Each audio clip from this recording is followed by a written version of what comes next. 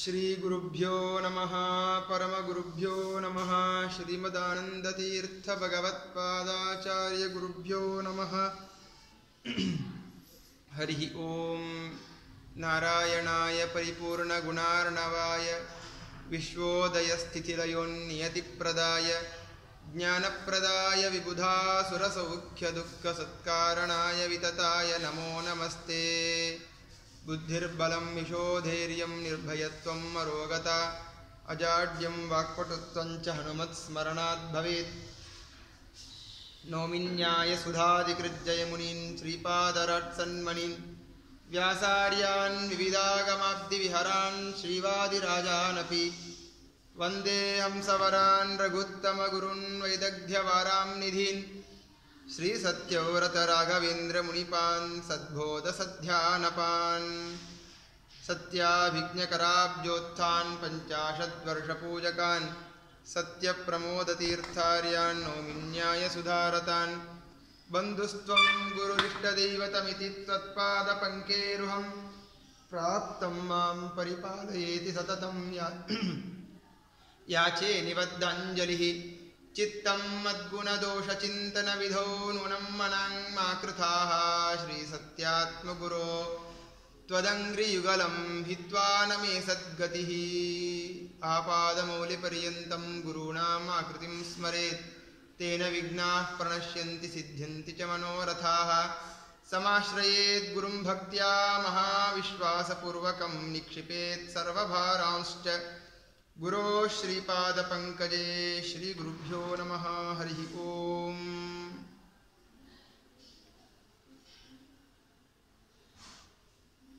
ಗಂಗಾದೇವಿ ಮೂಲ ರೂಪದಿಂದಲೇ ಭೂಮಿಗೆ ಬಂದು ತಾನು ಈ ರೀತಿಯಾದಂತಹ 3 ಕಂಡೀಷನ್ನನ್ನು ಹಾಕಿದ್ಲು. ಯಾರು ನೀನು, ಯಾಕೆ ಹಿಂಗೆ ಮಾಡ್ತಿ, ಹಿಂಗೆ ಮಾಡಬೇಡ ಎಂಬುದಾಗಿ 3 ಕೇಳಬಾರದು ಶಂತನು. ಆ 3 ಕೇಳದೆ ಇದ್ದಾಗ ನಾನು ಅವನ ಜೊತೆಗೆ ಇರ್ತೇನೆ, ಆ 3 ಪ್ರಶ್ನೆಯನ್ನು ಕೇಳಿದಿರು ಅಂತಂದರೆ ಆವಾಗ ನಾನು ಅವನನ್ನು ಬಿಟ್ಟು ಹೋಗ್ತೇನೆ ಎಂಬುದಾಗಿ ಈ ರೀತಿಯಾಗಿ ಹೇಳಿ ಇದ್ದಾಳೆ. ಆವಾಗ ಆಯಿತು ಅಂತ ಒಪ್ಪಿಕೊಂಡ ಪ್ರತೀಪ ಮಹಾರಾಜ. ಆದಮೇಲೆ ಶಂತನು ಜೊತೆಗೆ ಮದುವೆಯಾಗಿದೆ. ತತಸ್ತು ಸಾ ಶಂತನು ತೋಷ್ಟಪುತ್ರಾನ್ ಅವಾಪ್ಯ ಸಪ್ತನ್ಯಹನತ್ತತಾಷ್ಠಮಂ ಗಂತುಂ ತತೋ ಮತಿಮಾಧಾಯ ಹಂತುಂ ಇವೋದ್ಯೋಗಂ ಸಾಹಿ ಮೃಷಾಚಕಾರ. ಆ ಗಂಗಾದೇವಿ ಶಂತನುವಿನಿಂದ 7 ಜನ ಮಕ್ಕಳನ್ನು ಪಡೆದಳು. 7 ಜನ ಮಕ್ಕಳನ್ನು ಪಡೆದು ಅದನ್ನು ಗಂಗಾ ನದಿಗೆ ಹೋಗಿ ಅದನ್ನು ಹುಟ್ಟಿದ ಕೂಸನ್ನು ಹೋಗಿ ಗಂಗಾ ನದಿಯಲ್ಲಿ ಹಾಕಿಬಿಡಬೇಕು, ಹುಟ್ಟಿದ ಕೂಸನ್ನು ಸಾಯಿಸಬೇಕು. ಈ ರೀತಿಯಾಗಿ ಮಾಡ್ತಾ ಇದ್ದು. 1 ಕೂಸು 2 ಕೂಸಲ್ಲ, 7 ಕೂಸು. ಈ ರೀತಿಯಾಗಿ 7 ಕೂಸು ಸತ್ತು ಹೋಯಿತು. 8ನೇ ಕೂಸನ್ನು ಕೂಡ ಸಾಯಿಸಬೇಕು ಅಂತ ಅಂದುಕೊಂಡವಳಂತೆ ನಟನ ಮಾಡ್ತಾ ತೆಗೆದುಕೊಂಡು ಹೋಗ್ತಾ ಇದ್ದಾಳೆ. ಅದರ ನಿಜವಾಗ್ಲೂ ಅಭಿಪ್ರಾಯ ಅದಿದ್ದಿಲ್ಲ. ಯಾಕಂದರೆ 8ನೇ ಕೂಸು ಬೇರೆ ಯಾರಲ್ಲ, ದ್ಯುನಾಮಕ ವಸುವೇ 8ನೇ ಕೂಸು. ಅದನ್ನು ಸಾಯಿಸಬಾರದು. ಆದರೆ ಇವಾಗ ಇಷ್ಟು ಕಾಲದಲ್ಲಿ ನಾನು ಶಂತನ ಜೊತೆಗೆ ಇದ್ದೆ, ಇವಾಗ ಇಲ್ಲಿಂದ ಹೊರಟು ಹೋಗಬೇಕಾಗಿದೆ. ಆದ್ದರಿಂದ ಮುಂದೆ ಆಗೋದು ಏನು, ಮುಂದೆ ನಾನೇನು ಮಾಡಬೇಕು ಅದೆಲ್ಲ ತಿಳಿದಳು ಗಂಗಾ. ಇಷ್ಟು ದಿವಸ ಇದ್ದಿದ್ದು ಸಾಕು, ಈ 8ನೇ ಕೂಸನ್ನು ಹಡೆದಿದ್ದೇನೆ, ಅದನ್ನು ಕರೆದುಕೊಂಡು ಹೋಗಬೇಕಾಗಿದೆ. ಆದ್ದರಿಂದ ವಿಚಾರ ಮಾಡಿ ಅದನ್ನೂ ಸಾಯಿಸುವ ರೀತಿಯಲ್ಲಿ ಅವಳು ಕರೆದುಕೊಂಡು ಹೋಗಿದ್ದಾಳೆ. ಆವಾಗ ಶಂತನು ಮಹಾರಾಜ ಅವನಿಗೆ ದುಃಖ ತಡೆದಿಲ್ಲ. ಆವಾಗ ಅವನ ಪ್ರಶ್ನೆ ಏನು ಮಾಡ್ತಾನೆ, ಯಾರು ನೀನು, ಯಾಕೆ ಹಿಂಗೆ ಮಾಡ್ತಾ ಇದ್ದಿ, ಹಿಂಗೆ ಮಾಡಬೇಡ ಅಂತ 3 ಯಾವ 3 ಕೇಳಬಾರದು ಆ 3 ಪ್ರಶ್ನೆಯನ್ನು ಕೇಳಿದ. ಅವಸ್ಥಿತಿರ್ನಾದಿಸುಖಾಯ ಮಾನುಷೇ ಯತಸ್ಸುರಾಣಾಂ ಅತಏವ ಗಂತುಂ ಐಚ್ಛನ್ನ ತಸ್ಯಾಹಿ ಬಭೂವ ಮಾನುಷೋ ದೇಹೋ ನರೋತ್ಥೋಹಿ ತಥಾಸ ಶಂತನೋಹೋ. ಆಚಾರ್ಯ ಇನ್ನೊಂದು ಕಾರಣವನ್ನು ಕೊಡ್ತಾರೆ. ಶಂತನುವಿನ ದೇಹ ಯದ್ಯಪಿ ಆ ವರುಣದೇವರೇ ಆಗಿದ್ದರೂ ಕೂಡ ಈ ಶಂತನುವಿನ ದೇಹ ಅದು ನರದೇಹ, ಮನುಷ್ಯರ ದೇಹ. ಮನುಷ್ಯರ ದೇಹ ಆದ್ದರಿಂದಾಗಿ ಅವನ ಬಹಳ ದಿವಸ ವಾಸ ಮಾಡುವ ಹಾಗೆ ಇಲ್ಲ. ಅದನ್ನು ಇಚ್ಛಿಸಲಿಲ್ಲ ಗಂಗಾದೇವಿ, ಸ್ವಂತ ಹೆಂಡತಿನೇ, ಆದರೆ ಮೂಲ ರೂಪದಲ್ಲಿರಬೇಕಾದ್ರೆ ಅವನ ಜೊತೆಗೆ ಇರ್ತಾಳೆ. ಅವನೇ ಆ ಮನುಷ್ಯ ದೇಹವನ್ನು ತೆಗೆದುಕೊಂಡು ಬಂದರೆ ಬಹಳ ದಿವಸ ಅವನ ಜೊತೆಗೆ ವಾಸ ಮಾಡುವ ಹಾಗೆ ಇಲ್ಲ ಅಂತ ತಿಳಿದುಕೊಂಡು ಅವಳು ಹೋಗಬೇಕು ಅಂತ ವಿಚಾರ ಮಾಡಿ ಈ ರೀತಿಯಾಗಿ ತಾಂ ಪುತ್ರ ನಿಧನೋದ್ಯುಕ್ತಾಂ ನ್ಯವಾರಯತ ಶಂತನು, ಈ ರೀತಿಯ 8ನೇ ಕೂಸನ್ನು ನಿಜವಾಗ್ಲೂ ಸಾಯಿಸೋದಿಲ್ಲ, ಸಾಯಿಸಬೇಕು ಅಂತ ಕರೆದುಕೊಂಡು ಹೋಗ್ತಾ ಇರಬೇಕಾದ್ರೆ ನಾವು ಏನು ಮಾಡ್ತಾನ, ಸಾಯಿಸಬೇಡ ಅಂತ ಹೇಳ್ತಾನೆ. ಆ ರೀತಿಯಾಗಿ ಮಾಡಿದ್ದ, ಅದನ್ನು ಸಿಚುವೇಶನ್ ತಯಾರು ಮಾಡಿದ್ದ. ಹಾಗೆ ಕಾಸಿತ್ವಂ ಹೇತುನಾಕೇನ ಹಂಸಿ ಪುತ್ರಾನ್ ಸಂಶವತ್, ಯಾರು ನೀನು ಕಾಸಿ, ಯಾರು ನೀನು? ಮೊದಲನೇ ಪ್ರಶ್ನೆ ಏನು ಕೇಳಿದ. ಇಷ್ಟು ದಿವಸ ಮಕ್ಕಳನ್ನು ಈ ಕಾಲದಲ್ಲಿ ಹೆಂಡತಿಯನ್ನು ಅಂದರೆ ಮದುವೆ ಮಾಡ್ಕೋಬೇಕಾದ್ರೆ ಯಾರವಳು ಎಲ್ಲ ತಿಳಿದುಕೊಂಡು ಮದುವೆ ಮಾಡ್ಕೊಳ್ತೇವೆ, ಆದರೆ ಹೆಸರು ಕೂಡ ಗೊತ್ತಿಲ್ಲ ಅವನಿಗೆ, ಯಾರು ಅಂತಲೂ ಗೊತ್ತಿಲ್ಲ.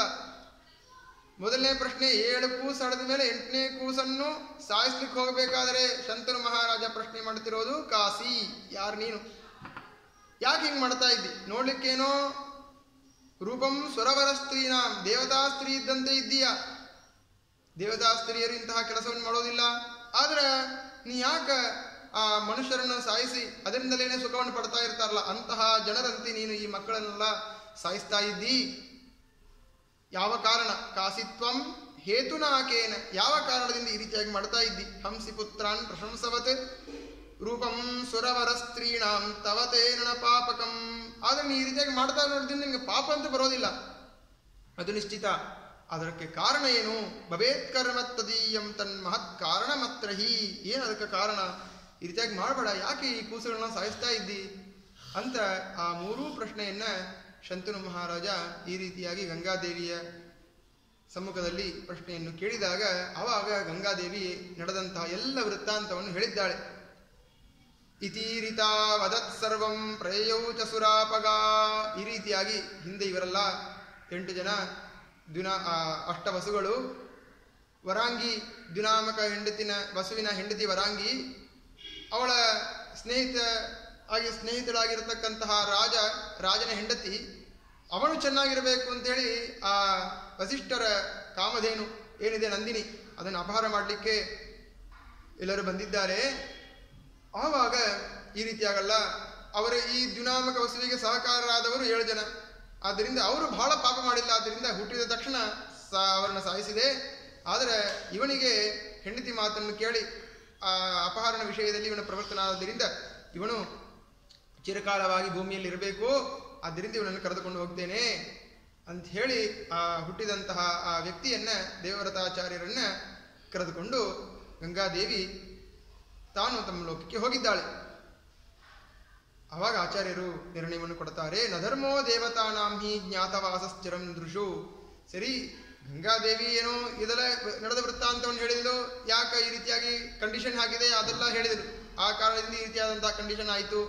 ಇಲ್ಲಂದರೆ ಮೊದಲನೇ ಕೂಸನ್ನು ಸಾಯಿಸಬೇಕಾದ್ರೆ ಯಾರು ನೀನು, ಯಾಕೆ ಈ ರೀತಿಯಾಗಿ ಮೊದಲನೇ ಕೂಸನ್ನು ಸಾಯಿಸ್ತಾ ಇದ್ದಿ ಅಂತ ಕೇಳಬೇಕಾದ್ರೆ ಈ ರೀತಿಯಾಗಿ ಕೇಳಿಬಿಟ್ರೆ ಏನು ಮಾಡೋದು? ಅದಕ್ಕೆ ಕಂಡೀಷನ್ ಹಾಕಿದ್ಲು. 7 ಕೂಸು ಸಾಯಿಸೋದನ್ನ ಏನು ಕೇಳಿಲ್ಲವ, 8ನೇ ಕೂಸನ್ನು ಸಾಯಿಸ್ಬೇಕಾದ್ರೆ ತಡಿಲಿಕ್ಕೆ ಆಗಲಿಲ್ಲ, ಕೇಳಿದ.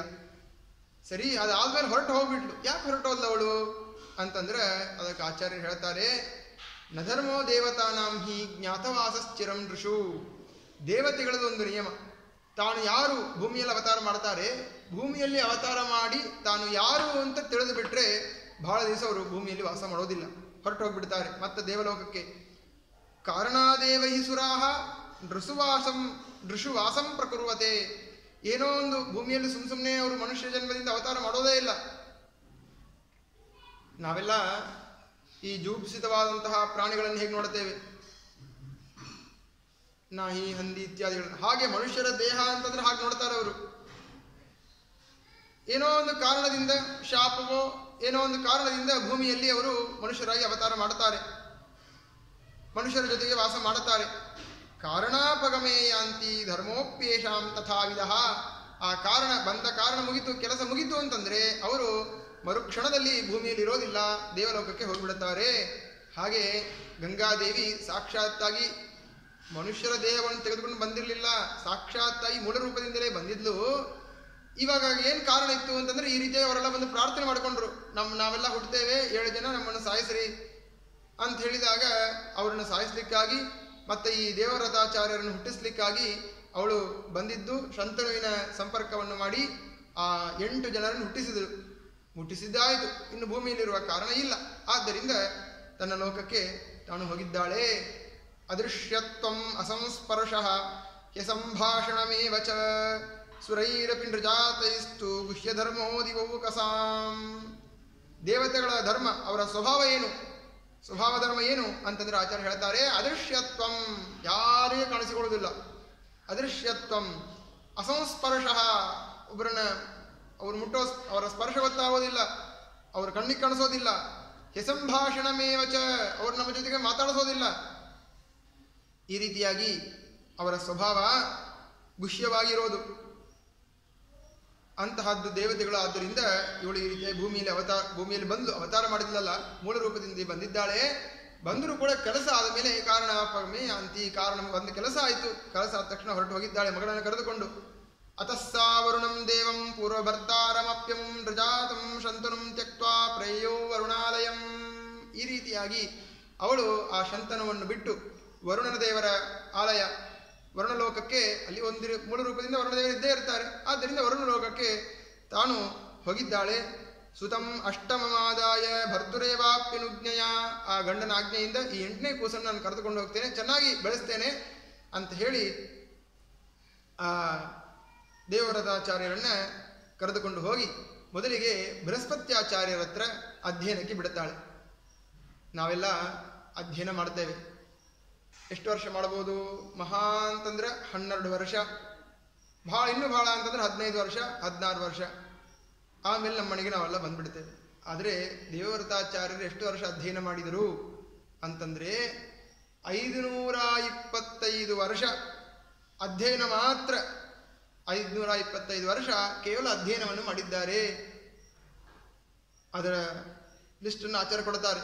ಮೊದಲಿಗೆ ದೇವವ್ರತೋ ಸಾವನುಶಾಸನಾಯ ಮಾತ್ರ ದತ್ತೋ ದೇವಗುರೌ ಶತಾರ್ಧಂ ಸಂವತ್ಸರಾಣಾಮಖಿಲಾಂಶ್ಚ ವೇದಾನ್ ಸಮಭ್ಯಸತ್ತದ್ವಶಗಾಂತರಾತ್ಮ. ದೇವವ್ರತಾಚಾರ್ಯರು ಆ ಬೃಹಸ್ಪತ್ಯಾಚಾರ್ಯ ದೇವಗುರುಗಳಾಗಿರ್ತಕ್ಕಂತಹ ಬೃಹಸ್ಪತ್ಯಾಚಾರ್ಯರ ಹತ್ರ ಎಲ್ಲ ವೇದಗಳನ್ನು ಅಧ್ಯಯನ ಮಾಡಲಿಕ್ಕಾಗಿ ತಾವು 50 ವರ್ಷ ಮೊದಲಿಗೆ ವೇದಗಳನ್ನು ಅಧ್ಯಯನ ಮಾಡಿದ್ದಾರೆ. ಅನಂತ ವೇದಗಳು. ಅದನ್ನು ಎಷ್ಟು 50 ವರ್ಷ ಆಗುತ್ತೋ ಅಷ್ಟು 50 ವರ್ಷವನ್ನು 50 ವರ್ಷ ಕಾಲದಲ್ಲಿ ಅವಧಿಯಲ್ಲಿ ಅವರು ಬೃಹಸ್ಪತ್ಯಾಚಾರ್ಯರ ಹತ್ರ ಅಧ್ಯಯನವನ್ನು ಮಾಡಿದರು. ಶಿಷ್ಯರಾಗಿ ಹೇಗಿರಬೇಕು ಅಂತ ಅನ್ನೋದನ್ನು ಆಚಾರ್ಯ ತಿಳಿಸಿಕೊಡ್ತಾರೆ. ತದ್ವಶಕಾಂತರಾತ್ಮ, ಅವರ ಸೇವೆಯನ್ನು ಮಾಡ್ತಾ ಅವರಲ್ಲಿಯೇ ಮನಸ್ಸನ್ನಿಡುತ್ತಾ ತಾವು ಆ ಗುರು ಶುಶ್ರೂಷೆಯನ್ನು ಮಾಡುತ್ತಾ ತಾವು ವಿದ್ಯೆಯನ್ನು ಕಲಿಯಬೇಕು. ಗುರು ಶುಶ್ರೂಷೆಯ ವಿದ್ಯಾ, ಈ ಸ್ಕೂಲಿನ ವಿದ್ಯೆ ಇದ್ದಂತೆ ಶಾಸ್ತ್ರದ ವಿದ್ಯೆ ಅಲ್ಲ. ಅದೆಲ್ಲ ದುಡ್ಡು ಕೊಟ್ಟು ನಾವು ವಿದ್ಯೆಯನ್ನು ಪಡಿತೇವೆ, ಇನ್ನು ಅನೇಕ ರೀತಿಯಿಂದ ನಾವು ವಿದ್ಯೆಯನ್ನು ಪಡಿತೇವೆ. ಆದರೆ ಮೋಕ್ಷ ಶಾಸ್ತ್ರ, ಮೋಕ್ಷವನ್ನು ಕೊಡ್ತಕ್ಕಂತಹ ಈ ವಿದ್ಯಾ ಅದು ಕೇವಲ ಶುಶ್ರೂಷ, ಗುರು ಶುಶ್ರೂಷಾದಿಂದಲೇ ಬರ್ತಕ್ಕಂಥದ್ದು. ಅವರ ಒಂದು ಅನುಗ್ರಹ, ಅವರ ಶುಶ್ರೂಷ, ಅವರ ಸೇವೆ ಮಾಡೋಣದ್ರಿಂದ ಅವರು ನಮ್ಮ ಮೇಲೆ ಅನುಗ್ರಹ ಮಾಡ್ತಾರೆ. ಆ ಕೇವಲ ಅನುಗ್ರಹದಿಂದಲೇ ಬರ್ತಕ್ಕಂಥದ್ದು ಈ ಮೋಕ್ಷ ಕೊಡ್ತಕ್ಕಂತಹ ವಿದ್ಯಾಶಾಸ್ತ್ರ. ಅಂತಹ ಶಾಸ್ತ್ರವನ್ನು ತದ್ವಶಗಾಂತರಾತ್ಮ ಅಂತ ಈ ರೀತಿಯಾಗಿ ಅವರ ಸೇವೆಯನ್ನು ಅವರ ವಶದಲ್ಲಿ ಇದ್ದವರಾಗಿ ನಾವು ಆ ವಿದ್ಯೆಯನ್ನು ಕಲಿಯಬೇಕು ಎನ್ನುವುದನ್ನು ತೋರಿಸಿಕೊಡ್ತಾರೆ ಆಚಾರ್ಯರು. ತದ್ವಶಗಾಂತರಾತ್ಮ ಎನ್ನುವ ಪದದಿಂದ ಈ ರೀತಿಯಾಗಿ ಅವರಲ್ಲಿಯೇ ಮನಸ್ಸು. ಯಾವಾಗ ಗುರು ಶುಶ್ರೂಷೆ ಹೇಗೆ ಮಾಡಬೇಕು, ಹೇಗೆ ನಾವು ಬ್ರಹ್ಮಚರ್ಯದಿಂದ ಇರಬೇಕು, ಆ ಬ್ರಹ್ಮಚರ್ಯದಿಂದ ಇದ್ದು ಗುರು ಶುಶ್ರೂಷೆಯನ್ನು ಮಾಡಿದ ಮಾತ್ರ ಈ ವಿದ್ಯೆ ಅಂತ ಅನ್ನೋದು ನಮಗೆ ಸಿಗತ್ತೆ ಹೊರತು ಬೇರೆ ರೀತಿಯಿಂದ ಸಿಗ್ಲಿಕ್ಕೆ ಸಾಧ್ಯನೇ ಇಲ್ಲ.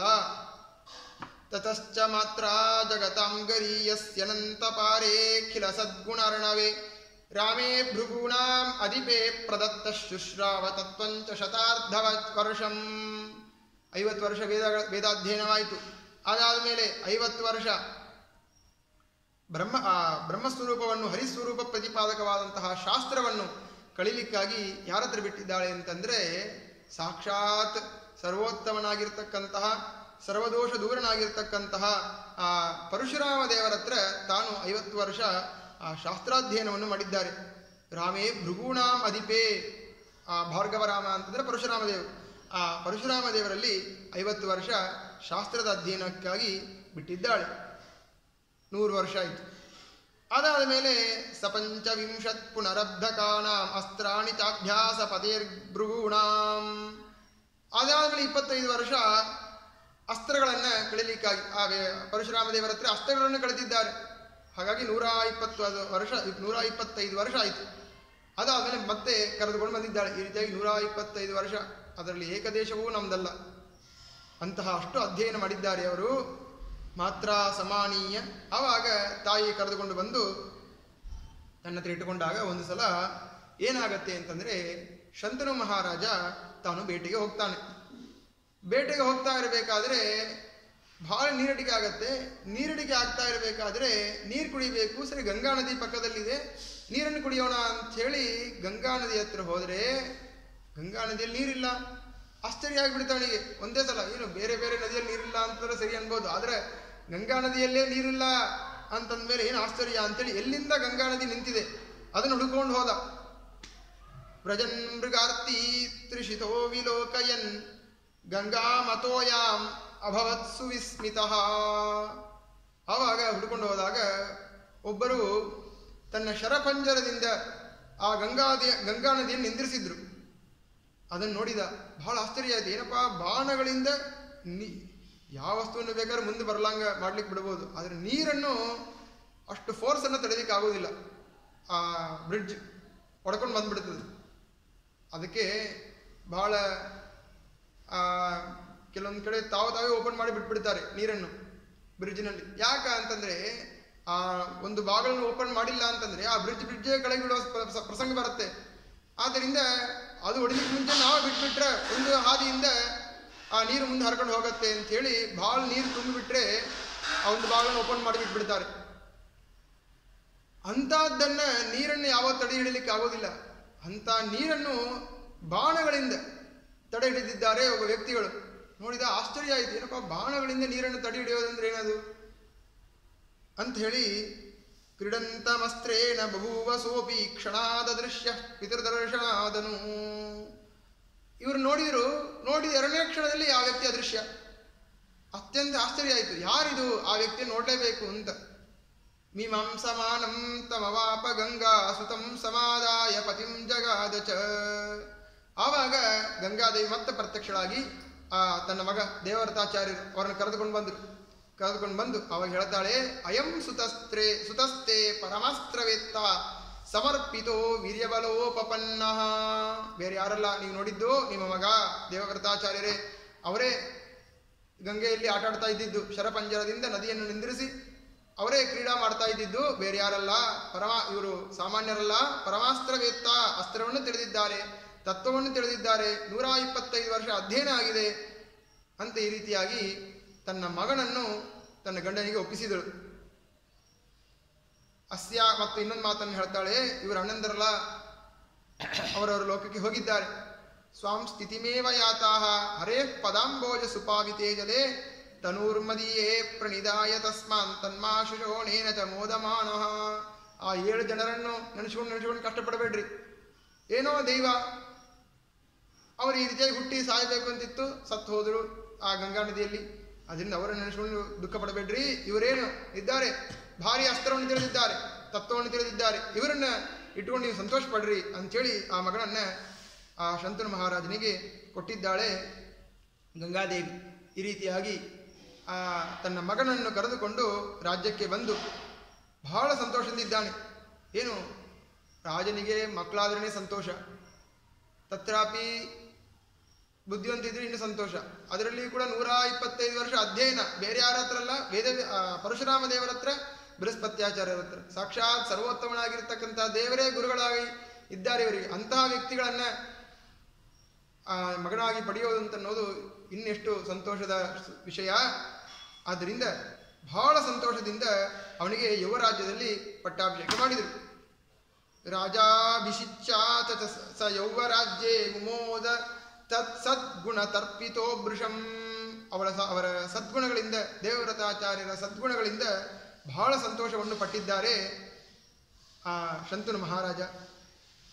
ಆಮೇಲೆ ಮತ್ತೆ ಸ್ವಲ್ಪ ದಿವಸ ಆದಮೇಲೆ ದೇವವ್ರತಾಚಾರ್ಯ ಕೇಳಿದ್ರು, ಇಲ್ಲ ಈ 125 ವರ್ಷ ಅಧ್ಯಯನ ಮಾಡಿದ್ದೇನೆ, ಆದರೆ ಇನ್ನೂ ಸ್ವಲ್ಪ ಅಧ್ಯಯನ ಮಾಡಬೇಕು ಅಂತ. ನೋಡ್ರಿ, ಎಷ್ಟು ಇದಿರಬೇಕು ಅವರಿಗೆ, ಅಧ್ಯಯನ ಮಾಡಬೇಕು ಅಂತ ಎಷ್ಟು ವಿಷಯಗಳನ್ನು ಸಂಗ್ರಹ ಮಾಡಬೇಕು, ಎಷ್ಟು ಅನಂತ ವೇದಗಳಿವೆ. ಅದೆಲ್ಲವನ್ನು ಕೂಡ ಅನಂತ ವೇದಗಳನ್ನೆಲ್ಲ ಕಳೀಲಿಕ್ಕೆ ಆಗೋದಿಲ್ಲ, ಎಷ್ಟು ಕಳೀಬೇಕೋ ಅಷ್ಟು ಕಳೀಲೇಬೇಕಲ್ಲ. ಹಾಗಾಗಿ ಇನ್ನೂ ಸ್ವಲ್ಪ ಅಧ್ಯಯನ ಮಾಡಿ ಬರ್ತೇನೆ ಅಂತಂದಾಗ ಆಯಿತು ಅಂತೇಳಿ ತಂದೆಗಳು ಹೇಳಿದ್ದಾರೆ. ಪುನಸ್ಸ ಪಿತ್ರಾನುಮತೋ ಬೃಹಸ್ಪತಿರವಾಪವೇದನ್ ಪುರುಷಾಯುಷೋರ್ಧತಃ ರಾಮಾತ್ ತಥಾಸ್ಥಾನಿ ಪುನಸ್ತ್ವವಾಪ ತಾವದ್ಭಿರಬ್ಧೈಸ್ತ್ರಿಶತೈಶ್ಚ ತತ್ವಂ.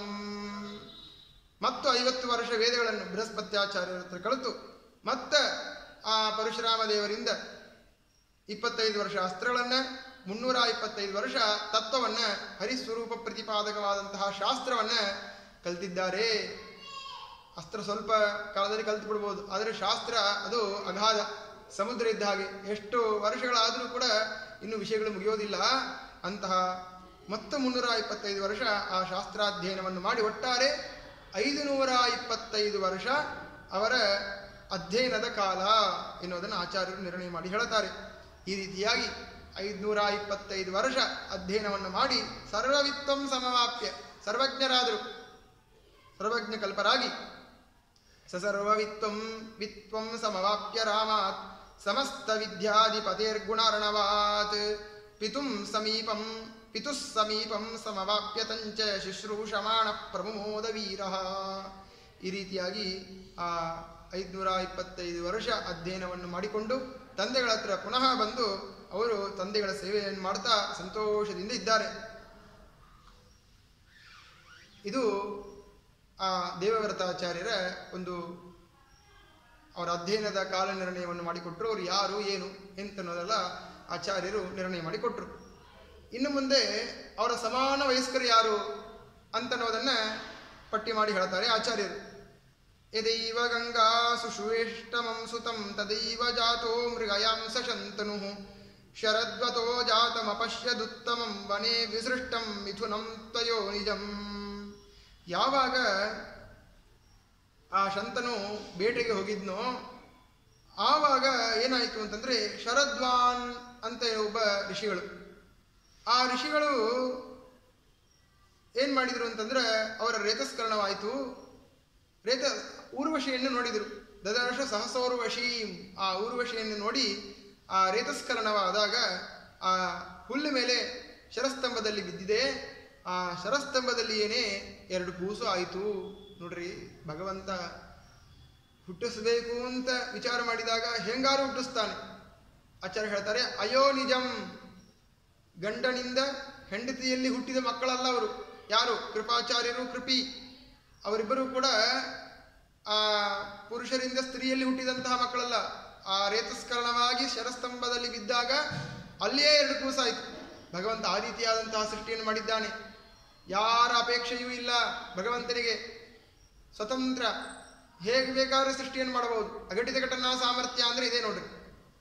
ಹೆಂಡತಿಯಲ್ಲೇ ಕೂಸನ್ನು ಹುಟ್ಟಿಸ್ಬೇಕು ಅಂತಿಲ್ಲ, ರೇತಸ್ಕರಣವಾಯಿತು, ಕೂಸು ಹುಟ್ಟಿತು ಅಷ್ಟೇ. ಹೇಗೆ ಹುಟ್ಟಿತು ಭಗವಂತನ ಇಚ್ಛೆ ಇದೆ, ಹುಟ್ಟಿತಷ್ಟೇ.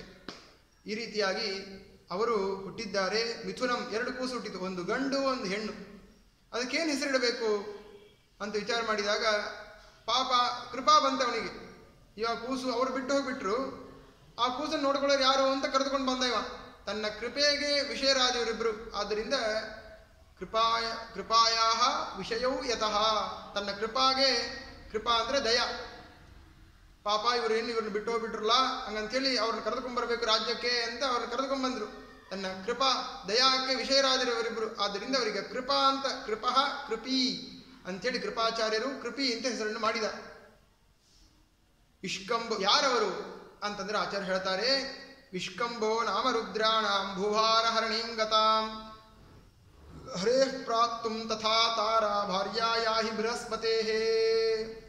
ಯಾರವರು ಕೃಪಾಚಾರ್ಯರು ಅಂತಂದ್ರೆ, ವಿಷ್ಕಂಭೋ ನಾಮ ರುದ್ರಾಣಂ, ರುದ್ರರ ಮಧ್ಯದಲ್ಲಿ ವಿಷ್ಕಂಭ ಎನ್ನುವ ಹೆಸರಿನ ರುದ್ರರೇನಿದ್ದಾರೆ ಅವರೇ ಭೂಮಿಯಲ್ಲಿ ಅವತಾರ ಮಾಡಿದ್ದಾರೆ. ಭೂಭಾರವನ್ನು ಹರಣ ಮಾಡಲಿಕ್ಕಾಗಿ ಭಗವಂತನ ಸಂಕಲ್ಪದಂತೆ ಭಗವಂತ ಭೂಮಿಯಲ್ಲಿ ಮುಂದೆ ಅವತಾರ ಮಾಡೋನಿದ್ದಾನೆ, ಭೂಭಾರ ಹರಣ ಮಾಡಲಿಕ್ಕಾಗಿ. ಅದರ ಸಲುವಾಗಿ ಇವರು ಒಂದು ಅದಕ್ಕೆ ಸಹಾಯಕರಾಗಿ ಅವರು ಅವತಾರ ಮಾಡಿದ್ದಾರೆ. ವಿಷ್ಕಂಭ ಎನ್ನುವ ಹೆಸರಿನ ರುದ್ರರು ಹರೇ ಪ್ರಾಪ್ತುಂ ತಥಾ ತಾರಾ ಭಾರ್ಯಾಯಾ ಹಿ ಬೃಹಸ್ಪತಿ. ಬೃಹಸ್ಪತ್ಯಾಚಾರ್ಯರ ಹೆಂಡತಿ ತಾರಾ ಏನಿದ್ದಾಳೆ, ಆ ತಾರಾಣೆ ಇವಾಗ ಕೃಪಿಯಾಗಿ ಅವತಾರ ಮಾಡಿದಳು ಎಂಬುದಾಗಿ ಅವರ ಸ್ವರೂಪವನ್ನು ತಿಳಿಸಿಕೊಟ್ರು. ಬೇರೆ ಯಾರು ತಿಳಿಸಿಕೊಡ್ಲಿಕ್ಕೆ ಸಾಧ್ಯ ಇಲ್ಲ. ಇದನ್ನು ಸರ್ವಜ್ಞ ಶಿಖಾಮಣಿಗಳಾದ ಭೂತ ಭವಿಷ್ಯತ್ ವರ್ತಮಾನ ವಿಷಯಗಳನ್ನು ತಿಳಿದಿರತಕ್ಕಂತಹ ಏಕೈಕ ಆಚಾರ್ಯರಾದ ಶ್ರೀಮದಾನಂದ ತೀರ್ಥ ಭಗವತ್ಪಾದಾಚಾರ್ಯರೇ ಅವರ ಸ್ವರೂಪವನ್ನು ತಿಳಿಸಿಕೊಡಬೇಕು. ಅಂತವರು ತಿಳಿಸಿಕೊಡುತ್ತಾರೆ. ವಿಷ್ಕಂಭೋ ನಾಮ ರುದ್ರಾಣ, ವಿಷ್ಕಂಭ ಎಂಬ ರುದ್ರರೇ ಕೃಪಾಚಾರ್ಯರು. ಬೃಹಸ್ಪತ್ಯಾಚಾರ್ಯರ ಹೆಂಡತಿ ತಾರಾ ಏನಿದ್ದಾಳೆ ಅವಳೇ ಈ ಕೃಪಿಯಾಗಿ ಅವತಾರ ಮಾಡಿದ್ದು ಅಂತ. ಈ ರೀತಿಯಾಗಿ ಅವರಿಗೆ ಕೃಪಿ ಅಂತ ಹೆಸರನ್ನು ಇಟ್ಟಿದ್ದಾನೆ. ನಿನಾಯ ನಾಮತಶ್ಚಕ್ರೆ, ಅದನ್ನು ಕರೆದುಕೊಂಡು ಬಂದ ಅವರಿಬ್ಬರನ್ನು. ಕೃಪೀತಿ ಸ ಕೃಪಃ ತಪೋ ವಿಷ್ಣೋಶ್ಚಕಾರ. ಅಂತಹ ಕೃಪಾಚಾರ್ಯರು ಆ ಭಗವಂತನನ್ನು ಕುರಿತು ತಪಸ್ಸನ್ನು ಮಾಡಿದರು. ಆವಾಗ ಪ್ರಸನ್ನನಾದಂತಹ ಭಗವಂತ ಏನ್ ಮಾಡಿದ ಅಂತಂದ್ರೆ, ಏಷ್ಯತ್ ಸಪ್ತರ್ಷಿತ್ವಂ ಪ್ರಾದಾದೇಶ್ಯತ್ ಸಪ್ತರ್ಷಿತ್ವಂ ಆಯುಃ ಕಲ್ಪಾಂತಮೇವ ಚ. ಮುಂದಿನ ಕಲ್ಪದಲ್ಲಿ ಸಪ್ತರ್ಷಿಗಳಲ್ಲಿ ಒಬ್ಬರನ್ನಾಗಿ ಮಾಡಿದವರನ್ನ. ಅಷ್ಟೇ ಅಲ್ಲ, ಈ ಕಲ್ಪದಲ್ಲಿ ಸಂಪೂರ್ಣವಾದಂತಹ ಆಯುಷ್ಯ. ಅಶ್ವತ್ಥಾಮ ಬಲಿರ್ವ್ಯಾಸೋ ಹನುಮಾಶ್ಚ ವಿಭೀಷಣ ಕೃಪಃ ಪರಶುರಾಮಶ್ಚ ಅಂತ ಹೇಳಿದ್ವಲ್ಲ, ಆ ಕೃಪಾಚಾರ್ಯರು ಈ ಆಯುಷ್ಯ ಪೂರ್ಣವಾದ ಕಲ್ಪ ತನಕ ಅವರ ಆಯುಷ್ಯ ಇನ್ನೂ ಇದ್ದಾರೆ ಕೃಪಾಚಾರ್ಯರು. ಅಂತಹ ಆಯುಃ ಕಲ್ಪಾಂತಮೇವ ಚ ಸಶಂತನುಗೃಹೇ ತಿಷ್ಟನ್ ದೇವವ್ರತ ಸಖಾಭವತ್. ಈ ರೀತಿಯಾಗಿ ಅಂತಹ ಕೃಪಾಚಾರ್ಯರ ಸ್ಮರಣೆ, ಅವರ ಸ್ಮರಣೆ ಮಾಡುವುದರಿಂದಲೇ ನಾವೆಲ್ಲ ದೀರ್ಘಾಯುಷ್ಮಂತರಾಗ್ತೇವೆ. ಈ ರೀತಿಯಾಗಿ ಅವರ ಸ್ಮರಣೆ ಬಂದಿದೆ. ಗುರುಗಳು ಆಯುಷ್ಯವನ್ನು ಕೊಟ್ಟು ಆ ಆಯುಷ್ಯವನ್ನು ಸಾರ್ಥಕ ಮಾಡಿಕೊಳ್ಬೇಕು, ಆ ರೀತಿಯಾದಂತಹ ಬುದ್ಧಿಯನ್ನು ಕೊಟ್ಟು ಉದ್ಧಾರ ಮಾಡಬೇಕು ಎಂಬುದಾಗಿ ಆ ಗುರುಗಳಲ್ಲಿ ಪ್ರಾರ್ಥನೆ ಮಾಡುತ್ತಾ, ಅಂತಹ ಆ ಕೃಪಾಚಾರ್ಯರು ಶಂತನುವಿನ ಮನೆಯಲ್ಲಿದ್ದು ದೇವವ್ರತಾಚಾರ್ಯರ ಸ್ನೇಹಿತರಾಗಿ ಅವರ ಮನೆಯಲ್ಲೇ ಬೆಳೀತಾ ಇದ್ದಾರೆ. ಕೃಪಾಚಾರ್ಯರು ಅವನು ಕೂಡ ಮಗನಂತೆ ನೋಡ್ತಾ, ದೇವವ್ರತಾಚಾರ್ಯನ ಹೆಂಗೆ ನೋಡ್ತಾ ಇದ್ನೋ ಕೃಪಾಚಾರ್ಯರನ್ನು ಹಾಗೆ ನೋಡ್ತಾ ಇದ್ದ. ಪುತ್ರವಚ್ಚಂತನೋಶ್ಚಾಸೀತ್ ಸಚಪುತ್ರವದೇವ ತತ್ ಮಿಥುನಂ ಪಾಲಯಾಮಾಸ ಕೃಪೋಪ್ಯಸ್ತ್ರಾನ್ಯವಾಪಚ. ಈ ರೀತಿಯಾಗಿ ಗೌತಮ ಋಷಿಗಳಿಂದ, ಟಿಪ್ಪಣಿಕಾರರು ಬರೀತಾರೆ, ಗೌತಮ ಋಷಿಗಳಿಂದ ಅವರು ಅಧ್ಯಯನವನ್ನು ಮಾಡಿ ಅಸ್ತ್ರಗಳನ್ನು ಪಡೆದಿದ್ದಾರೆ ಅಂಥೇಳಿ. ಆಮೇಲೆ ಸರ್ವವೇದಾನ್ ಅಧಿಜಗೌ ಸರ್ವಶಾಸ್ತ್ರಾಣಿ ಕೌಶಿಕಾತ್. ವಿಶ್ವಾಮಿತ್ರರಿಂದಲೂ ಕೂಡ ಅಧ್ಯಯನವನ್ನು ಮಾಡಿದರು. ಎಲ್ಲ ವೇದಗಳನ್ನು ಕಲಿತರು ಅವರಿಂದ. ತತ್ವಜ್ಞಾನವನ್ನು ಯಾರಿಂದ ಕಲಿತಿದ್ದಾರೆ ಅಂತಂದ್ರೆ, ತತ್ವಜ್ಞಾನಂ ತಥಾ ವ್ಯಾಸಾತ್, ವೇದವ್ಯಾಸ ದೇವರು ಸಾಕ್ಷಾತ್ ತತ್ವ ಎಲ್ಲ ಗ್ರಂಥಗಳನ್ನು ಮಾಡಿದ್ದೇ ಅವರು. ಬ್ರಹ್ಮಸೂತ್ರ, ಮಹಾಭಾರತ, ಭಾಗವತ ಮುಂತಾದ ಗ್ರಂಥಗಳನ್ನೇ ಯಾರು ಮಾಡಿದ್ದಾರೋ ಸರ್ವಜ್ಞತಮ. ಕ್ವಶ್ಯನ್ಯ ಪುಂಡರೀಕಾಕ್ಷಾತ್ ಮಹಾಭಾರತ ಕೃತ್ ಭವೇದ್. ಆ ಪುಂಡರೀಕಾಕ್ಷನನ್ನು ಬಿಟ್ಟು ಮಹಾಭಾರತವನ್ನು ಬೇರೆ ಯಾರು ಮಾಡ್ಲಿಕ್ಕೆ ಸಾಧ್ಯ ಇದೆ? ಸರ್ವಜ್ಞ ಶಿಖಾಮಣಿಯಾದ ಆ ದೇವರೇ ಮಾಡಬೇಕು, ಅವನೇ ಮಾಡಿದ್ದಾನೆ. ಅಂತಹ ಯಾರು ಗ್ರಂಥಗಳ ರಚನೆಯನ್ನು ಮಾಡಿದ್ದಾರೆ ಆ ಗುರುಗಳಿಂದಲೇ ಸಾಕ್ಷಾತ್ತಾಗಿ ಆ ವಿದ್ಯೆಯನ್ನು ಪಡೆದಿದ್ದಾರೆ ಈ ಕೃಪಾಚಾರ್ಯರು. ಈ ರೀತಿಯಾಗಿ ಕೃಪಾಚಾರ್ಯರು ಕೃಪಿ ಅವರಿಬ್ಬರು ಕೂಡ ಭೂಮಿಯಲ್ಲಿ ಅವತಾರ ಮಾಡಿದರು ಎನ್ನುವ ವಿಷಯವನ್ನು ಹೇಳಿ ಆದಮೇಲೆ ದ್ರೋಣಾಚಾರ್ಯರು ಅವರ ಬಗ್ಗೆ ಹೇಳ್ತಾರೆ ಆಚಾರ್ಯರು.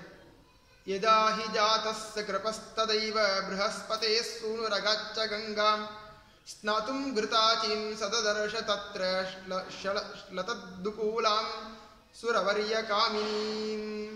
ಯಾವಾಗ ಕೃಪಾಚಾರ್ಯರು ಹುಟ್ಟಿದರೋ ಆವಾಗೇನೆ ಬೃಹಸ್ಪತ್ಯಾಚಾರ್ಯರು ಕೂಡ ತಾನು ಬೃಹಸ್ಪತ್ಯಾಚಾರ್ಯರ ಮಕ್ಕಳು ಭರದ್ವಾಜ ಋಷಿಗಳು.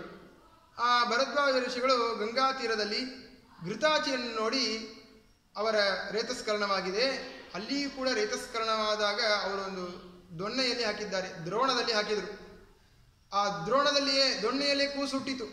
ಅದಕ್ಕೆ ಅವರಿಗೆ ದ್ರೋಣಾಚಾರ್ಯ ಅಂತ ಹೆಸರನ್ನು ಮಾಡಿದರು. ಇಲ್ಲಿ ಕೂಡ ಈ ಕೂಸು ಕೂಡ ತಾಯಿಯ ಸಂಪರ್ಕ ಇಲ್ಲ. ಭಗವಂತನ ಅಘಟಿತ ಘಟನಾ ಸಾಮರ್ಥ್ಯ ಹೇಗೆ ಕೃಪಾಚಾರ್ಯರು ಹಾಗೆ ಇದು ಕೂಡ ಅಷ್ಟೇ. ಅಂತಹ ದ್ರೋಣಾಚಾರ್ಯರು ಆ ಭರದ್ವಾಜ ಋಷಿಗಳ ಮಕ್ಕಳು, ಅವರು ಅವತಾರ ಮಾಡಿದ್ದಾರೆ. ತದ್ದರ್ಶನಾತ್ ಸ್ಕನ್ನಂ ಅಥೇಂದ್ರಿಯಂಚ ದ್ರೋಣೇ ದಧಾರ. ದ್ರೋಣದಲ್ಲಿ ಅದನ್ನು ಹಿಡಿದಿಟ್ರು, ಅಲ್ಲಿಂದ ಅವರು ಹುಟ್ಟಿದ್ರು. ತಥೋಭವತ್ ಸ್ವಯಂ. ಯಾರಿವರು ಅಂತಂದ್ರೆ ಬೇರೆ ಯಾರಲ್ಲ, ಅಂಬೋಜಾವೇಶಯುತೋ ಬೃಹಸ್ಪತಿ ಕರ್ತುಂ ಹರೇ ಕರ್ಮ ಭೋಬರೋಧೃತೌ. ಇವರು ಆ ಬೃಹಸ್ಪತ್ಯಾಚಾರ್ಯರೇ. ಇವರು ಕೃಪಿಯನ್ನು ದ್ರೋಣಾಚಾರ್ಯ ಕೊಟ್ಟು ಮದುವೆ ಮಾಡ್ತಾರೆ. ಕೃಪಿ ಯಾರು ಅಂತ ಏನು ಹೇಳಿದ್ರು ಆಚಾರ್ಯರು? ಭಾರ್ಯಾಯಾಹಿ ಬೃಹಸ್ಪತೇಹೇ ಅಂತಂದ್ರೆ, ಬೃಹಸ್ಪತ್ಯಾಚಾರ್ಯರು ಹೆಂಡತಿ ತಾರಾಣೆ ಕೃಪಿಯಾಗಿ ಅವತಾರ ಮಾಡಿದ್ದು ಅಂತ. ಹಾಗಾಗಿ ಕೃಪಿಯನ್ನು ಯಾರಿಗೆ ಕೊಡಬೇಕು? ಬೃಹಸ್ಪತ್ಯಾಚಾರ್ಯರಿಗೆ ಕೊಡಬೇಕು. ಬೃಹಸ್ಪತ್ಯಾಚಾರ್ಯರು ಯಾರಾಗಿ ಅವತಾರ ಮಾಡಿದ್ದಾರೆ ಅಂತಂದ್ರೆ ದ್ರೋಣಾಚಾರ್ಯರಾಗಿ ಅವತಾರ ಮಾಡಿದರು. ಹಾಗಾಗಿ ದ್ರೋಣಾಚಾರ್ಯರೇ ಬೃಹಸ್ಪತ್ಯಾಚಾರ್ಯರು. ಆದ್ದರಿಂದ ಅವರು ತಮ್ಮ ಹೆಂಡತಿಯಾಗಿರ್ತಕ್ಕಂಥ ಕೃಪಿಯನ್ನೇ ಅರ್ಥಾತ್ ತಾರಾವನ್ನೇ ತಾವು ಮದುವೆ ಮಾಡಿಕೊಂಡಿದ್ದಾರೆ. ಅನಾದಿ ಕಾಲದ ದಂಪತಿಗಳೇ ಅವರಲ್ಲ, ದೇವತೆಗಳು. ಈ ರೀತಿಯಾಗಿ ಅವರು ಕೂಡ. ಆದರೆ ಒಂದು ವಿಶೇಷ ಏನು ಅಂದರೆ ಅಂಬೋಜಾವೇಶಯುತ ಬ್ರಹ್ಮದೇವರ ಒಂದು ಸನ್ನಿಧಾನ, ಅಂತಹ ಸನ್ನಿಧಾನದಿಂದ ಯುಕ್ತರಾಗಿ ಅವರು ಭೂಮಿಯಲ್ಲಿ ಭಗವಂತನ ಸೇವೆಗಾಗಿ ಅವತಾರ ಮಾಡಿದ್ದಾರೆ ಬೃಹಸ್ಪತ್ಯಾಚಾರ್ಯರು. ಆದಮೇಲೆ ಅವರಿಗೆ ದ್ರೋಣ ಅಂತ ನಾಮಕರಣ ಮಾಡಿದರು. ದ್ರೋಣೇತಿ ನಾಮಸ್ಯ ಚಕಾರ ತಾತೋ ಮುನಿರ್ಭರದ್ವಾಜ ಉತಾಸ್ಯ ವೇದಾನ್. ಯಾರ ಹತ್ರ ಪಾಠ ಕಲ್ತಿರು ಅಂದರೆ ತಂದೆಗಳೇ ಮಹಾಜ್ಞಾನಿಗಳಿದ್ರು. ಭರದ್ವಾಜ ಋಷಿಗಳು ತಂದೆಗಳೇ ಪಾಠವನ್ನು ಹೇಳಿಕೊಟ್ರು, ಎಲ್ಲ ವೇದಗಳನ್ನು. ಅಧ್ಯಾಪಯಾಮಾಸ ಸಶಾಸ್ತ್ರ ಸಂಘಾನ್ ಸರ್ವಜ್ಞತಾಮಾಪಚ ಸೋಚಿರೇಣ. ಶೀಘ್ರದಲ್ಲಿಯೇನೆ ಅತೀ ಬುದ್ಧಿವಂತರಾಗಿಬಿಟ್ರು ದ್ರೋಣಾಚಾರ್ಯರು ಭರದ್ವಾಜರ ಹತ್ರ ಪಾಠವನ್ನು ಕಲಿತು. ಆವಾಗ ಆ ಪಾಠವನ್ನು ಕಲಿಬೇಕಾದರೆ ಆ ಪೃಷದ್ರಾಜ ಅವನು ಕೂಡ ಪಾಠಕ್ಕೆ ಬರ್ತಾನೆ. ಅದನ್ನು ಆಚಾರ್ಯರು ಹೇಳ್ತಾರೆ. ಕಾಲೇ ಚ ತಸ್ಮಿನ್ ಪೃಷತೋ ನ ಪತ್ಯೋ ವನೇಶು ಪಂಚಾಲಪತಿಶ್ಚಚಾರ ತಪೋ ಮಹತ್ತಸ್ಯ ತಥಾವರಾಪ್ಸರ ಅವಲೋಕನಾತ್ ಸ್ಕಂದಿತ ಮಾಶುರೇತಃ. ಈ ರೀತಿಯಾಗಿ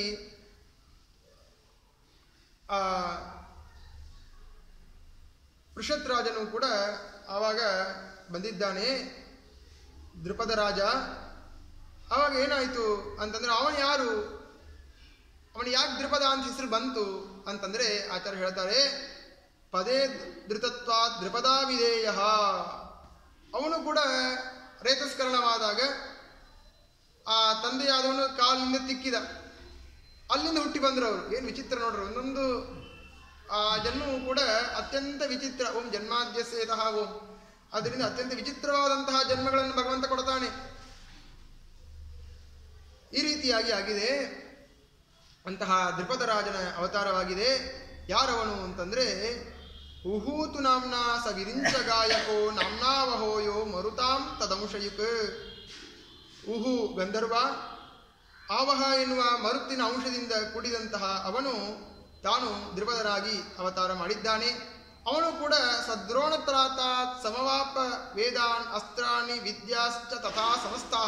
ಅವನು ಕೂಡ ದ್ರೋಣಾಚಾರ್ಯರ ತಂದೆಗಳಾಗಿರ್ತಕ್ಕಂತಹ ಭರದ್ವಾಜ ಋಷಿಗಳಿಂದ ಎಲ್ಲ ವೇದಾಧ್ಯಯನವನ್ನು ಶಾಸ್ತ್ರಾಧ್ಯಯನವನ್ನು ಎಲ್ಲವನ್ನು ಮಾಡಿ ದ್ರೋಣಾಚಾರ್ಯರಿಂದ ಯುಕ್ತನಾಗಿ ಅವರಿಬ್ಬರು ಸ್ನೇಹಿತರು. ಅವ ಹೇಳಿದಂತೆ ತದಾ ಗುರೋಸ್ತುತಂ ಸಹೀವನೋ ರಾಜ್ಯಮಿತಿ ಹ್ಯವಾದಿ. ನಮ್ಮಿಬ್ಬರದು ರಾಜ್ಯ, ಗುರುದಕ್ಷಿಣೆಯನ್ನಾಗಿರೋ ಕೊಡ್ಬೇಕಲ್ಲ. ಏನು ಕೊಡ್ತೇನೆ, ನನ್ನ ರಾಜ್ಯ ಪೂರ್ಣ, ನಮ್ಮ ಅಪ್ಪಂದೆಲ್ಲ ನನಗೇ ಬರ್ತದೆ ರಾಜ್ಯ, ನಿಂಗರ್ಧ ನನಗರ್ಧ ಎನ್ನುವ ಮಾತನ್ನು ಆವಾಗ ದೃಪದ ರಾಜ ತಾನು ಆ ದ್ರೋಣಾಚಾರ್ಯರಿಗೆ ಈ ಮಾತನ್ನು ಹೇಳಿದ್ದ ಎನ್ನುವ ವಿಷಯವನ್ನು ಆಚಾರ್ಯ ತಿಳಿಸಿಕೊಡ್ತಾರೆ. ಆಯಿತು, ವಿದ್ಯಾಭ್ಯಾಸ ಆಯಿತು, ಅವನ ಊರಿಗೆ ಅವ ಹೋದ. ಇವರು ತಾವಿದ್ದಾರೆ ದ್ರೋಣಾಚಾರ್ಯರು. ಕೃಪೆಯನ್ನು ಮದುವೆ ಮಾಡಿಕೊಂಡ್ರು. ಸರಾಜ್ಯ ಮಾಪಾಥ ನಿಜಾಂ ಕೃಪೀಂ ಸಹ. ತನ್ನ ಕೃಪಿ ಅಂದರೆ ಹಿಂದಿನ ಜನ್ಮದ ಮೂಲದಲ್ಲಿ ಯಾರವರು ಅಂತಂದರೆ ತಾರಾಣೆ ಅವಳು. ಆದ್ದರಿಂದ ತನ್ನವಳೇ ಆಗಿರ್ತಕ್ಕಂತಹ ಆ ಕೃಪಿಯನ್ನು ತಾವು ಮದುವೆ ಮಾಡಿಕೊಂಡಿದ್ದಾರೆ. ದೃಣೋಪಿ ಭಾರ್ಯಾಂ ಸಮವಾಪ್ಯ ಸರ್ವ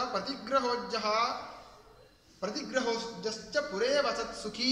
ಈ ರೀತಿಯಾಗಿ ಹಸ್ತಿನಾವತಿಯಲ್ಲಿ ಇವರೆಲ್ಲ ಕೃಪಾಚಾರ್ಯರೆಲ್ಲ ವಾಸ ಮಾಡ್ತಾ ಇದ್ದಾರೆ. ಹೇಗೆ ವಾಸ ಮಾಡ್ತಾ ಇದ್ರು ಅಂತಂದ್ರೆ ಅದಕ್ಕೆ ಹೇಳ್ತಾರೆ ಆಚಾರ್ಯರು, ಶಿಲೋಂಚ ವೃತ್ಯೈವ ಹಿ ವರ್ತಯನ್ ಸಹ ಧರ್ಮಂ ಮಹಾಂತಂ ವಿರಜಂ ದುಷಾಣಃ. ಒಬ್ಬರತ್ರ ಹೋಗಿ ಕೈ ಚಾಚಿ ಕೇಳೋರಲ್ಲ ದ್ರೋಣಾಚಾರ್ಯರು, ದಾಣಿಸ್ಕೊಳ್ಳೋರಲ್ಲ. ಪ್ರತ್ಯುತ ಕೊಡ್ತಾರೆ, ಆದರೆ ಪ್ರತಿಗ್ರಹ ಇಲ್ಲ. ಈ ರೀತಿಯಾಗಿ ಅವರಿದ್ರು. ಶಿಲೋಂಚ ವೃತ್ತಿ ಅಂತಂದರೆ ಈ ಹಿಟ್ಟನ್ನು ರುಬ್ಬೋದು. ಒಂದು ಅಂಗಡಿ ಇರುತ್ತೆ ನೋಡ್ರಿ, ಅಲ್ಲಿ ಹಿಟ್ಟನ್ನು ರುಬ್ತಾ ಇರ್ತಾರೆ. ಅವರವರು ತಮ್ಮ ಬೇಳೆಯನ್ನು ಅಕ್ಕಿಯನ್ನು ಕೊಟ್ಟು ಹಿಟ್ಟನ್ನು ರುಬ್ಬಿಕೊಂಡು ಆ ಎಲ್ಲ ಹಿಟ್ಟುಗಳನ್ನು ಮನೆಗೆ ತೊಗೊಂಡು ಹೋಗ್ತಾರೆ. ಹೋದ ಮೇಲೆ ಅಲ್ಲೇನು ಕೆಳಗಡೆ ಬಿದ್ದಿರ್ತದೆ ಹಿಟ್ಟು, ಅದನ್ನು ತೆಗೆದುಕೊಂಡು ಬಂದು ಮನೆಯಲ್ಲಿ ತಾವು ಅದಕ್ಕೆ ನೀರನ್ನು ಬೆರೆಸಿ ತಾವು ಪಾನ ಮಾಡೋದು. ಈ ರೀತಿಯಾಗಿ ಒಂದು ಅದಕ್ಕೇನು ಕರೀತಾರೆ ಅಂತಂದರೆ ಶಿಲಾವೃತ್ತಿ ಅಂತ ಕರೀತಾರೆ. ಉಲೂಖಾದಹ ಪತಿತ ಕಣಿಕಶಾಷ್ಟಾಂಶ ವರ್ಜನಂ ಶಿಲಾವೃತ್ತಿ. ಇನ್ನು ಹಕ್ಕಿಗಳೆಲ್ಲ ಬೇಳೆಗಳನ್ನ ಬಿತ್ತಿದ ಮೇಲೆ ಹಕ್ಕಿಗಳೆಲ್ಲ ಬಂದು ಅಲ್ಲಿರ್ತಕ್ಕಂಥ ಧಾನ್ಯಗಳನ್ನ ತೆಗೆದುಕೊಂಡು ಹೋದ ಮೇಲೆ ಆ ಉಳಿದಂತಹ ಧಾನ್ಯಗಳನ್ನು ತೆಗೆದುಕೊಂಡು ಬಂದು ತಾವೇನು ಅದರಿಂದ ಜೀವನ ಮಾಡ್ತಾರೆ. ಈ ರೀತಿಯಾಗಿ ಹೇಳ್ತಾರೆ, ಶಿಲೋಂಚ ವೃತ್ತಿ ಅಂತ ಕರೀತಾರೆ ಇದಕ್ಕೆ. ಅಂತಹ ಶಿಲೋಂಚ ವೃತ್ತಿಯನ್ನು ಆಚರಣೆ ಮಾಡ್ತಾ ಇದ್ರು. ಒಬ್ಬರ ಹತ್ರ ಹೋಗಿ ಕೈ ಚಾಚಿ ದುಡ್ಡನ್ನು ಬೇಡಿ ತಾನು ಜೀವನ ಮಾಡಿಯವರಲ್ಲ.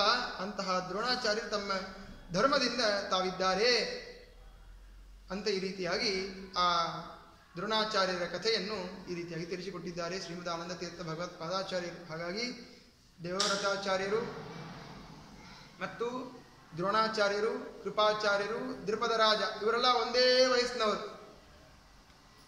ತೇಷಾಂ ಸಮಾನೋ ವಯಸ್ಸಾ ವಿರಾಟ.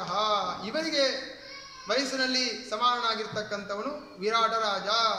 ಅವನು ಯಾರು ಅಂತಂದ್ರೆ ಅದಕ್ಕೆ ಆಚಾರ್ಯ ಹೇಳ್ತಾರೆ, ವಿರಾಟ ಸ್ತುಬುದ್ಧನಾಮ ವಿಧಾತೃಗಾಯಕ. ಆ ಬ್ರಹ್ಮದೇವರ ಸಭೆಯಲ್ಲಿ ಗಾನ ಮಾಡತಕ್ಕಂತಹ ಅಹ ಎನ್ನುವ ಗಂಧರ್ವ ಅಂತ. ಮರುತ್ಸುಯೋ ವಿವಹೋ ನಾಮ. ಆ ಮರುತ್ತುಗಳ ಮಧ್ಯದಲ್ಲಿ ವಿವಹ ಎನ್ನುವ ಮರುತ್ ಏನಿದ್ದಾನೆ ಅವನ ಅಂಶದಿಂದ ಕೂಡಿದಂತಹ ಅಹ ಹ ಹ ಎನ್ನುವ ಹೆಸರಿನ ಆ ಗಂಧರ್ವರೇ ಇವಾಗ ವಿರಾಟ ಎನ್ನುವ ಹೆಸರಿನಿಂದ ಹುಟ್ಟಿ ತನ್ನ ಧರ್ಮದಲ್ಲಿ ತಾನಿದ್ದಾನೆ ಅಂತ ಈ ರೀತಿಯಾಗಿ ಇಷ್ಟು ಜನರು ಸಮಾನ ವಯಸ್ಕರು. ದೇವವ್ರತಾಚಾರ್ಯರು, ಕೃಪಾಚಾರ್ಯರು, ಕೃಪಿ, ದ್ರೋಣಾಚಾರ್ಯರು, ಮತ್ತು ದ್ರುಪದ ಮಹಾರಾಜ ಮತ್ತು ವಿರಾಟ ಮಹಾರಾಜ. ಈ ರೀತಿಯಾಗಿ ಈ 5-6 ಜನ ಏನಿದ್ದಾರೆ, ಈ 5-6 ಜನರು ಕೂಡ ಸಮಾನ ವಯಸ್ಕರು ಎಂಬುದಾಗಿ ಆಚಾರ್ಯರು ಈ ಕಥೆಯಲ್ಲಿ ನಿರ್ಣಯವನ್ನು ತಿಳಿಸಿಕೊಟ್ಟಿದ್ದಾರೆ. ಈ ಎಲ್ಲ ಮಹನೀಯರು ಕೂಡ ದೇವಾಂಶಯುಕ್ತರೇ. ಅಂಥವರು ಯಾಕೆ ಅವತಾರ ಮಾಡಿದರು ಅಂತಂದ್ರೆ ಎಲ್ಲದರಲ್ಲಿ ಹೇಳ್ತಾರೆ, ಆ ಭೂಭಾರ ಹರಣಕ್ಕಾಗಿ ಆ ಭಗವಂತ ಸಂಕಲ್ಪ ಮಾಡಿದಂತಹ ಭೂಭಾರ ಹರಣ, ಭೂಮಿಯಲ್ಲಿ ರಾಕ್ಷಸರ ಸಂಹಾರ ಮಾಡಬೇಕಾಗಿದೆ. ಅದರ ಸಲುವಾಗಿ ಅಲ್ಲಿ ಸೇವೆಯನ್ನು ಸಲ್ಲಿಸಲಿಕ್ಕಾಗಿ ಈ ರೀತಿಯಾಗಿ ಅವರೆಲ್ಲ ಭೂಮಿಯಲ್ಲಿ ಹುಟ್ಟಿ ಬಂದಿದ್ದು ಎನ್ನುವ ಕಥಾ ಸಾರವನ್ನು ಆಚಾರ್ಯರು ತಿಳಿಸಿಕೊಡ್ತಾರೆ ಎನ್ನುವ ಮಾತನ್ನು ಗುರುಗಳ ಪಾದಾರವಿಂದಗಳಲ್ಲಿ ಸಮರ್ಪಣೆ ಮಾಡ್ತಾ ಇದ್ದೇನೆ. ಯಥಾಮತಿ ಶ್ಲೋಕಾಭಿಪ್ರಾಯ. ನಾಳಿನ ದಿವಸ ಆ ಶಂತನು ಮಹಾರಾಜ ಬೇಟೆಗೆ ಹೋಗ್ತಾನೆ. ಹೋದಾಗ ಆ ಸತ್ಯವತಿಯನ್ನು ನೋಡ್ತಾನೆ ಎನ್ನುವ ಕಥಾಸಾರವನ್ನು ನಾಳಿನ ದಿವಸ ಆಚಾರ್ಯರು ಹೇಳ್ತಾರೆ. ಶ್ರೀಕೃಷ್ಣಾರ್ಪಣಮಸ್ತು. ಅನೇನ ಭಾವಿಯ ಪುಣ್ಯಂ ತದಾಪ್ನೋತು ಗುರುವಿನ ಹರಯೇ ನಮಃ.